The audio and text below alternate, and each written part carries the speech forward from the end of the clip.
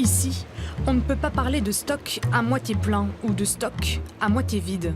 Lorsque cette chambre froide n'est pas pleine, il faut la remplir. En ce moment, c'est la priorité numéro 1. Regardez, en ce qui concerne les hauts par exemple, nous avons les caisses qui sont tout à l'envers. On n'en a pas beaucoup, donc c'est pour ça qu'on a vraiment besoin de donneurs en cette période hivernale. Mais avant d'atterrir ici, prêt à être transfusé, le sang est passé entre une multitude de petites mains. D'une veine à l'autre, voici son parcours. Au négatif, Jean-Paul est ce qu'on appelle un donneur universel. Son sang est très recherché. Plusieurs fois par an, depuis une vingtaine d'années, il vient faire sa BA, comme il dit. Une bonne action pour la bonne cause. C'est normal, ça coûte rien, et puis ça prend quoi, un quart d'heure, une demi-heure, et puis voilà quoi. Ça peut sauver des vies, et puis c'est normal quoi. Moi j'ai des enfants, des petits-enfants. Une fois sorti de la veine, le sang commence son long voyage. 480 ml dans cette poche, lentement mélangé à un anticoagulant pour éviter la formation de caillots. Et quelques flacons prélevés, direction un laboratoire de Montpellier. On fait un certain nombre d'analyses pour voir si tout va bien. On fait une numération formule, c'est-à-dire comptage des globules blancs, des globules rouges, des plaquettes. Nous avons aussi la recherche du groupage sanguin systématiquement à toutes les poches et la recherche d'anticorps au niveau du groupage sanguin et puis toute la virologie, hépatite, sida et syphilis. Est-ce que vous voulez une petite balle dans la main pour faire les petites pressions? Ici, entre les dons de plaquettes et de plasma, on compte une vingtaine de donneurs de sang par jour. Des poches de sang, des poches de vie qu'on protège, qu'on abrite.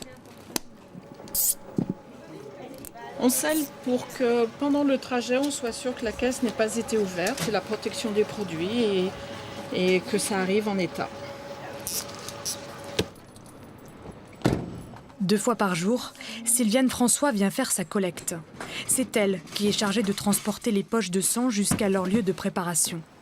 Et, trafic ou pas, elle a 1 heure maximum pour traverser Saint-Étienne et rejoindre l'hôpital de Bellevue. Je suis attendue. Il y a souvent des poches qui sont urgentes. Donc, et puis il faut délimiter un temps par sécurité, bien sûr, et aussi par rapport à la température. Ce jour-là, il fait très froid. La température du sang ne doit pas descendre en dessous de 3 degrés. Direction donc une des plaques tournantes du sang en France. Que vous soyez donneur à Clermont-Ferrand, à Roanne, au Puy-en-Velay, à Moulins ou à Aurillac, tout converge vers cet établissement. C'est ici que le sang va être préparé. Première étape, chaque poche est pesée et étiquetée. Une fiche d'identité qui restera collée durant tout le processus de préparation. Puis, il faut filtrer le sang. La filtration, elle sert à déleucocyter, c'est-à-dire enlever les globules blancs. Ça dure combien de temps à peu près ? En moyenne, on va dire à peu près 20 minutes. Donc là, j'homogénise ma poche. Des globules blancs qui peuvent contenir des bactéries nocives pour le receveur. Ensuite, les poches de sang sont placées dans des centrifugeuses, 5000 tours minute, pour séparer les globules rouges du plasma. Le concentré de globules rouges est essentiellement utilisé pour les accidentés de la route, pour les grosses hémorragies. Le plasma, on l'utilise plutôt pour fabriquer des médicaments, pour les gens par exemple qui sont hémophiles, mais aussi on peut transfuser du plasma pour les grands brûlés. Plus de 400 poches par jour transitent ici. 19 techniciens répartis en 3 équipes et des journées qui parfois s'accélèrent. Comme lors des attentats, le site tourné en continu. C'est notre cœur de métier. On est là pour mettre à disposition les produits pour les receveurs. Donc je crois que vous pouvez poser la question à l'ensemble de l'équipe. Vraiment, les personnes qui étaient là aussi m'ont dit finalement ça nous rappelle aussi vraiment notre raison d'être et pourquoi on travaille à l'EFS. Entre-temps, les résultats d'analyse des donneurs sont arrivés. Certaines poches doivent partir à la poubelle.